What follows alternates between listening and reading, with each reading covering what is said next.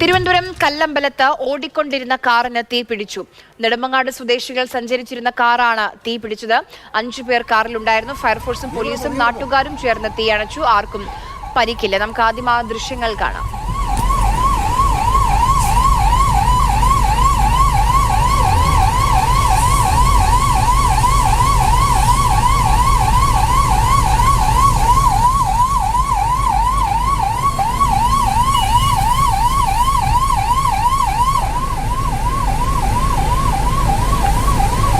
ജിബിൻ നമുക്കിപ്പം വിവരങ്ങളുമായി ചേരുന്നുണ്ട്. ജിബിൻ, ഇടയ്ക്കിടെ നമ്മളിപ്പം നമ്മുടെ നാട്ടിൽ ഈ കാർ നിർത്തിയിട്ടിരിക്കുന്ന കാർ അല്ലെങ്കിൽ ഓടിക്കൊണ്ടിരുന്ന കാറിന് തീപിടിച്ചു എന്ന വാർത്തകൾ കേൾക്കാറുണ്ട്. ഇവിടെ നോക്കൂ, വലിയ ദുരന്തമാണ് ഒഴിവായത്. 5 പേർ ആ കാറിലുണ്ടായിരുന്നു.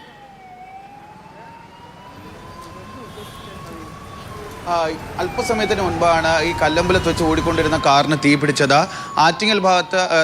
കല്ലമ്പലം ഭാഗത്ത് ഒരു വിവാഹത്തിന് പങ്കെടുത്തതിന് ശേഷം ആറ്റിങ്ങൽ ഭാഗത്തേക്ക് മടങ്ങുകയായിരുന്ന കാറാണ് റോഡിൽ വെച്ച് അഗ്നിക്കിരയായത്. ഈ കാറിന്റെ ബോണറ്റ് ഭാഗത്ത് നിന്ന് പുക ഉയരുന്നത് കണ്ട ഉടൻ തന്നെ ഡ്രൈവർ കാർ ഒരു വശത്തേക്ക് നിർത്തുകയായിരുന്നു. അതുകൊണ്ട് മാത്രമാണ് വലിയൊരു അപകടം ഒഴിവായത്. കാർ ഡ്രൈവർ വണ്ടി നിർത്തി ഉടനെ തന്നെ വാഹനത്തിലുണ്ടായിരുന്ന 5 പേര് കാറിൽ നിന്ന് ഇറങ്ങി ഓടി രക്ഷപ്പെടുകയായിരുന്നു. നെടുമങ്ങാട് സ്വദേശികളായിട്ടുള്ള 5 പേരാണ് ഈ കാറിലുണ്ടായിരുന്നത്. പുകയിരുന്നോട് ഈ കാറിൽ നിന്ന് വലിയ രീതിയിൽ പുക ഉയരുന്നത് കണ്ട് ഓടിയെത്തിയ നാട്ടുകാർ ആണ് ഈ വണ്ടിയിൽ തീ പടർന്നത് പെട്ടെന്ന് അണയ്ക്കുന്നതിന് വേണ്ടി ശ്രമിച്ചത്. ഇവർ നൽകിയ വിവരത്തെ തുടർന്ന് അവിടെ നിന്ന് കല്ലമ്പലത്ത് നിന്ന് പോലീസും ഫയർഫോഴ്സും മറ്റ് നാട്ടുകാരും ചേർന്നാണ് ഈ തീ പൂർണ്ണമായി അടച്ചത്. എന്തായിരുന്നാലും ഡ്രൈവറുടെ സംയോജിതമായ ഇടപെടൽ കാരണമാണ് വലിയൊരു അപകടം ഇവിടെ ഒഴിവായിരിക്കുന്നത്. ഇവർ ഈ നെടുമങ്ങാട് സ്വദേശികളായിട്ടുള്ള 5 പേരും കല്ലമ്പലത്ത് ഒരു വിവാഹ സൽക്കാരത്തിന് പങ്കെടുക്കാൻ വേണ്ടി പോയതായിരുന്നു.